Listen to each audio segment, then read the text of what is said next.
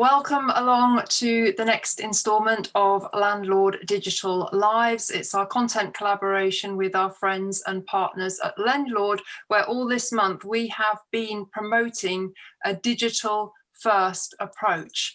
Now, we actually practice what we preach here at Property Tribes because many of our commercial partners are also digital businesses, and I'm delighted to be joined today by Russell Gould, the CEO of Vesta, which is the platform where you can buy and sell tenanted properties, portfolios, blocks of flats and HMOs. So Russell, lovely to welcome you back to Property Tribes and Happy New Year to you. And to you too, Vanessa, and lovely to see you again. You know, you've been with Vesta as the CEO since the beginning, and Vesta is obviously a cloud-based digital business. How was Vesta affected by the advent of, the lockdowns as we've got now? Have you been able to carry on pretty much business as usual?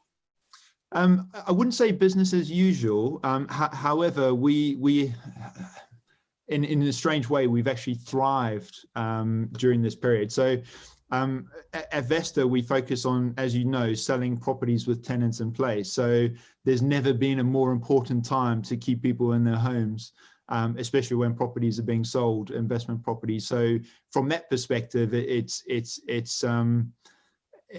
we've been almost in the perfect place to help landlords sell.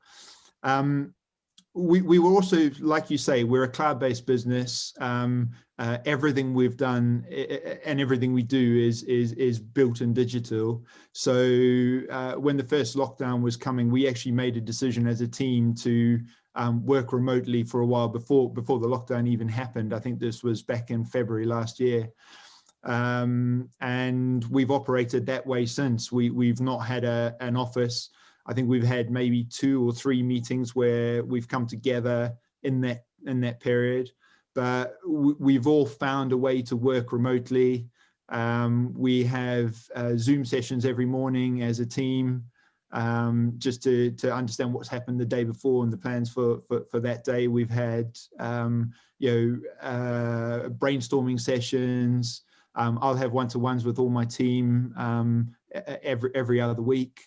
And we're running our board meetings like this, so we've brought our board along to a new way of operating as well. So we were fortunate that we were set up to operate in a digital manner, and then we've taken that across to the way we deal with properties as well. So for example, we're doing a lot more remote viewings. We're doing video walkthroughs. We're vetting people in a lot more detail before we will set up a on-site viewing. Obviously, with tenants in place, you've got to be really careful. So it's not business as usual, but we've been able to adapt our processes to be even more digital than we were before. Yeah, well, I think what COVID and all the ensuing dramatic change that it forced businesses into, it has shown, and do correct me if you disagree, but it has shown that operating in a digital format is kind of future-proofing your business, because it's proved that you can work remotely and that you can undertake many activities online that perhaps you might have traditionally done in a face-to-face or physical format. So it's definitely accelerated change, but people I think have got to wake up of what incredible efficiencies there are working in a digital format. Look, I absolutely agree, and yeah, I'm already a fan. It actually reminds me, I had a conversation with somebody the other day. So I was involved with digital 15, 20 years ago. And when mobile phones first started hitting the scene, now we all understand, the mobile phone today is kind of everything. There was a time when really, really smart people from Google and the like were presenting mobile as the future and how it was going to change technology and the way we operated, and people laughed at them. You know, CEOs and people running businesses said never going to happen, and look where we are today. So I think the difficulty is if you do not embrace technology, you will be left behind. And you know, I can argue. I use Thomas Cook as an example. One of the things that frustrated me when I was at Thomas Cook was there was this real focus on branches. And you know, there was a point in time when we needed to reduce the number of people across the business. And I was running e-commerce. I just built a very strong team, and I was told I also had to reduce my team. And I kind of, that seems crazy when e-commerce is the future. And you know, the long and the short of it is, I ended up leaving for a whole variety of reasons, but one of them was I didn't feel that the strategy that we were heading in was focused on digital enough. And I couldn't push it any further. I wasn't the right person, or the people around me weren't the right people to listen. You know, lo and behold, a few years on, Thomas Cook isn't here anymore, and it did not adapt to the digital environment as fast as it could have. And it was an amazing business, and it had amazing people, and it would have done phenomenally well if it had created a much more hybrid digital approach with its branches and its web and its digital position, but it didn't. And that's why it's not around. And I think the same can be said for landlords and anyone involved in property. If you don't adapt and adjust to the way the digital environment is enhancing what you do, you will get left behind, and you won't be as profitable, you won't be as efficient. So don't get me wrong, you shouldn't take on everything that comes out, because you know, the shiny new thing isn't always the best thing. But use the technologies that are going to enhance the way you run your business, you know, your tenancy, your property portfolio. Well, you very much echoed the whole kind of theme of what we've been trying to do with Landlord Digital Lives, to encourage landlords to take up these tools, see, you know, how much more efficient they are and all the benefits of them, which we've been discussing over the past month. But we've also tried to say to landlords that the tenant, your customer, they tend to be of the age where they are a digital native, and they expect interactions online. They want to be able to report a repair online out of hours, for instance. So landlords, with their analog thinking, you know, they can't just think for themselves. They've actually got to think what their customer wants as well, haven't they? Yeah, for sure. And I think what's interesting in this part is there's a few of the bigger players in the market who run, say, blocks and buildings, and they've put technology in those buildings, and it was much more efficient to use an app for tenant communications to the property manager, etc. And with COVID, actually, a lot of people are now not wanting to be in those 1 and 2 bedroom apartments in those blocks. They're moving out into, I say the country, but you know what I mean, something with a garden, a bit more space so they can have a home office, etc.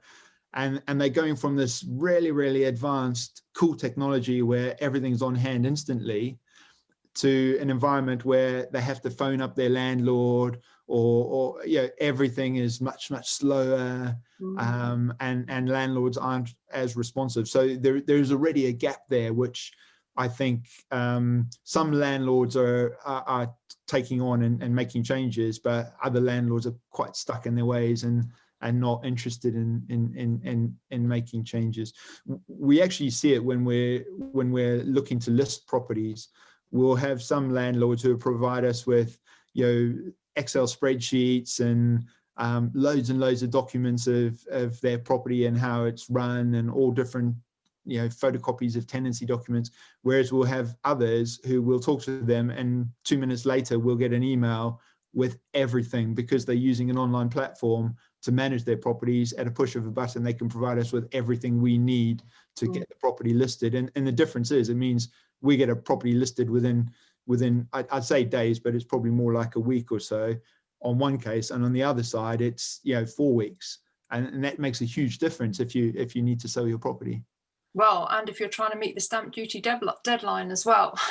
So it's interesting you say that, because I do recall when I was talking to tenancy deposits that they once had a landlord who had done an inventory on the back of a paper napkin. I think, from a professional point of view, you mentioned about having, a portfolio software that's got all your data in there, as that's what Landlord is. But when you're presenting that to lenders to be considered for finance, or when you're going to a deposit dispute, I think digital inventory audit trail is going to be much more working in your favor than something written on the back of a paper napkin, so to speak. Yeah. So it is very interesting times, and landlords have traditionally been very slow to take up digital tools. We've been going on about it since, I think, 2009 we wrote our first article. So we were kind of ahead of the curve, as I like to say. But at Vesta, since the first lockdown, we've had the possession ban, we've had Brexit, and all sorts of other headwinds landlords are having to deal with.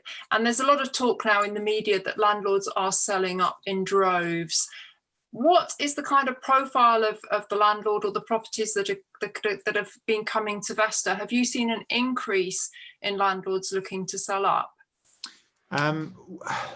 We've seen a consistent exit from the market from individuals. I think where we're slightly different is we don't only deal with individual properties. So we deal with HMOs, we deal with portfolios, we deal with blocks, and we're also now involved in some off-plan developments. And student portfolios. So we see a really, really wide gambit of property types. There are definitely a growing number of landlords looking to exit, and not necessarily always because of COVID and Brexit, etc. But I think there were a lot of benefits to being a landlord 15, 20 years ago and building portfolios. So a lot of people built, their retirement fund and their retirement position, and they're now hitting that retirement position. And they're looking to exit so that they can realize those funds. We're also dealing with a bunch of new entrants who are trying to now recreate that for themselves. So the good thing is we have both buyers and sellers, and for us it's about keeping that balance right. We could always do with more stock. We just as an example, in the first 2 weeks of this year, we had over £10 million worth of offers across a range of different properties that we're marketing, of which I think 8.5 million has been accepted now and moving forwards. And we're still in discussions with the others, and we've had offers since then. Yesterday, as an example, we were asked. I think we had £184 million worth of properties brought to us, which includes HMO portfolios, blocks, off-plan stuff. Now, that was an amazing day for us. So it is a real wide range. There is a lot of movement from sellers who have been in the market for a while, to new entrants, and some people have been in for a while who are looking to change their portfolio slightly. So they might have had lots of apartments. They're now more focused on houses, let's say. And actually, we're already starting to seeing some speculators buying up apartments in London, for example, because they can see the end is near, and those are going to become very attractive, and people aren't going to want to live there again. So I can't pin it down to one thing, but there's always been a lot of activity in this space. And whether it's us growing or us building our brand, we're seeing a lot more activity, and we haven't done any marketing for 12 months. So this is all either the market's growing or word of mouth is growing. and the market is still very, very fluid. Well, it's very, very interesting to hear your insights, and incredible that you've had a record-breaking day under such intense and challenging conditions. So I think that bodes extremely well for Vesta going forwards. You mentioned newcomers to property, and I've always said that one of the lowest possible risks to get started in buy-to-let is to buy a property that's already tenanted, and we've got various videos discussing that. But the main thing is you can earn income from day one of ownership, you can check the tenant's payment history, you can see how the tenant has been living in the property and keeping the property. And I think with COVID, risks have been massively amplified, and even more now I am pushing newcomer landlords towards buying a tenanted property to absolutely mitigate the risk as much as possible. And we are seeing more newbies on PT, and if they came to this and adopted digital tools from the get-go, would you agree that's going to serve them well going forwards as they start to develop their portfolios, rather than waiting till you've got 20 properties and then thinking, oh, I've got to put them all onto a digital platform? So what would your advice be to newcomer landlords about adopting digital? Do it from the outset. Start, the day you start, go as digital as you possibly can.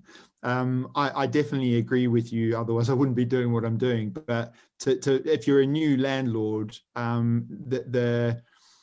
there's always risk in purchasing a property, and there's always risk that your tenants, might not be good, or might not pay, or might not stay. If you buy a tenanted property, you significantly reduce a lot of the risk, because there's demand for that property straight away because you've got a tenant in place.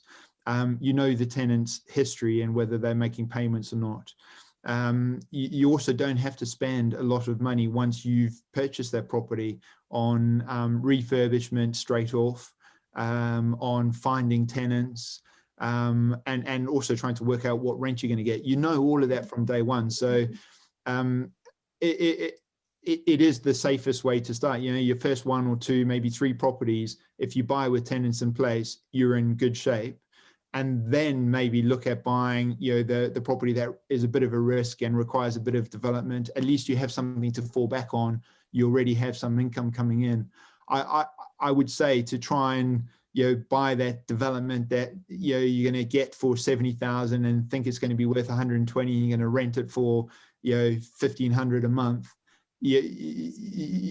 On paper it might all look good, but you don't know until you have a tenant in place.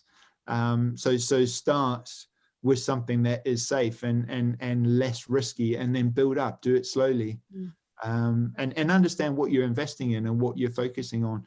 But I absolutely agree. Start digitally. There is so much stuff that a landlord needs to be aware of.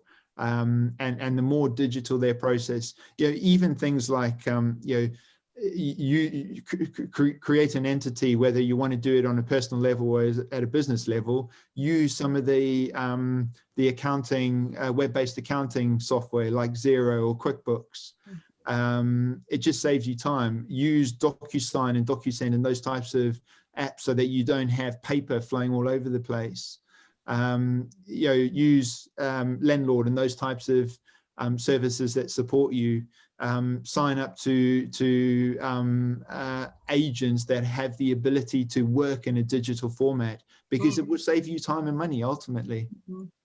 Totally agree. I think between Vesta, Property Tribes and Landlord, we've actually come up with a really sound strategy to get started, and that would be to start out with a digital mindset, register for your free Landlord account, use the deal analyzer to check that the deal stacks up for you financially, and go to Vesta and look for a tenanted property for all the reasons that we've both said.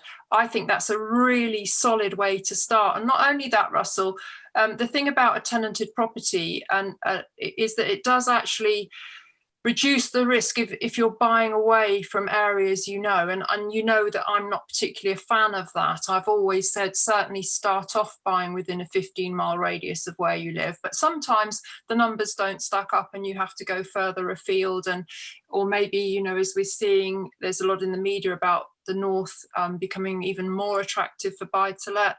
Sometimes you do have to go a little bit further afield, and again, you know, a tenanted property in an area you don't know, again, minimizes your risk. Yeah, and I know you're not a huge fan, but there are, for example, there are lots of people who are based in London, for example, who can't get on the housing ladder, but they can get enough for a deposit to buy an investment property in Birmingham or somewhere further north. And that's a great way to get onto the property ladder. I think what technology does is it takes away more of the risk, so that you can, we have people buying properties without even seeing them. They'll do an online viewing and they'll purchase the property, because what they're most interested in is the yield that it's able to deliver, the fact that there's a history of delivering that kind of yield, and understanding what the costs are going to be on that property over the next 5 years if it needs a refurbishment or anything done to it.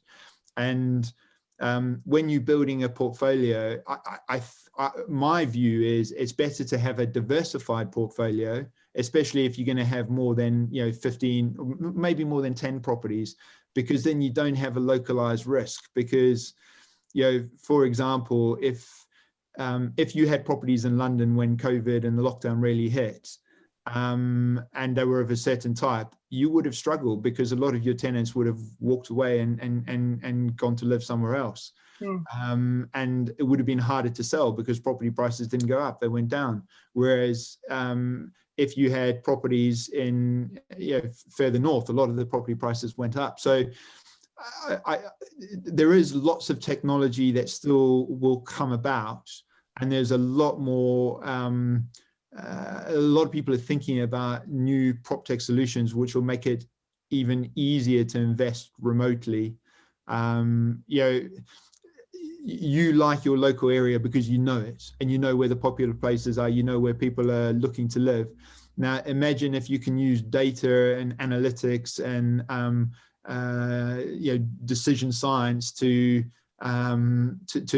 almost create an algorithm that tells you all the perfect spots across the country that fit your specific profile. That type of thing is coming. And the more data we have, the more digital data we have, the more we can pinpoint those areas which are very good to invest in.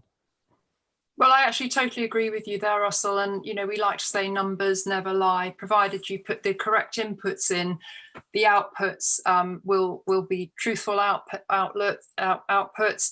And it's about making decisions, not just based on kind of gut instinct or intuition. It's about making decisions based on actual data. And what I really love about the Vesta platform is that when you go there, you have got all the data that you need about that property, and the yields and all that good stuff that landlords need to be aware of. So thank you very much for your insights, Russell. It's lovely to have you as part of our Landlord Digital Lives campaign.